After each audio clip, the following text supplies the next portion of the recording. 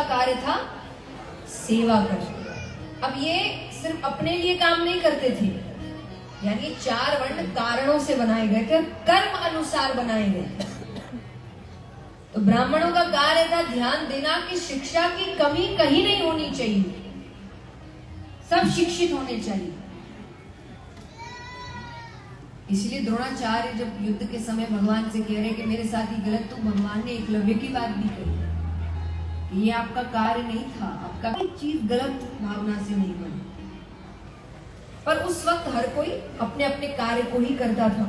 तो जो क्षत्रिय थे वो बाण चलाते थे, प्रत्यंचा चलाने की वजह से हर क्षत्रिय के अंगूठे पर एक निशान होता था, तो केवल क्षत्रिय के होता था। अर्जुन ने जब हाथ दिखाया तो जरासंध की नजर उसके अंगूठे पर पड़ी। क्षत्रिय है वो कहे तुम ब्राह्मण नहीं हो, तुम तो क्षत्रिय हो। उसको समझ आ गई, यानी ये बहरूपी है, ये पता नहीं कौन है जो ब्राह्मण का रूप लेकर आया। इतने में सेना आ गई, सबको लग रहा है कौन आया है, किस मंशा से आया है। भगवान कहे अच्छा खासा काम चल रहा था,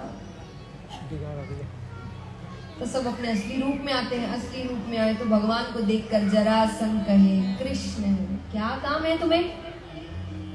भगवान कहे युद्ध करना है, लेकिन मल्ल युद्ध करना है, सिर्फ मैं और तुम, सेना बीच में नहीं आएगी।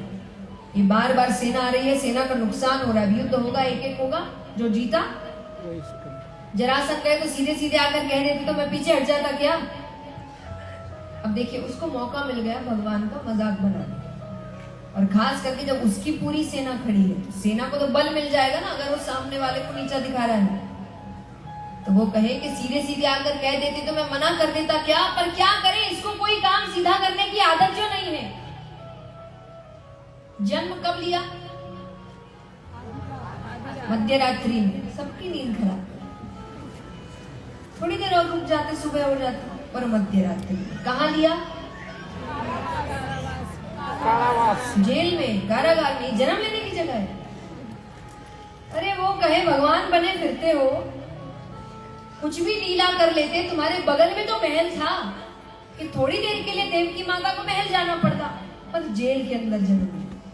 खड़े टेढ़े होते हो, काम टेढ़े करते हो, बंसी टेढ़ी रखते हो, मुकुट टेढ़ा रखते हो, नाम भी खुद का ऐसा रखा है जिसको कहने में जीभ को टेढ़ा करना पड़े।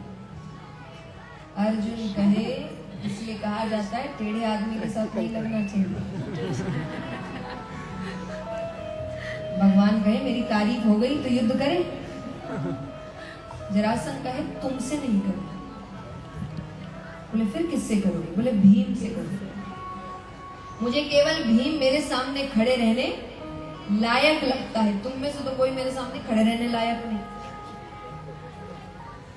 भगवान कहे ठीक है, अच्छा है, मैं तुम्हें मारना भी नहीं चाहता, क्योंकि जिसे मैं मारता हूं वो मेरे धाम जाता है। तुम जैसे पापी को मैं अपने धाम भेजना नहीं चाहता।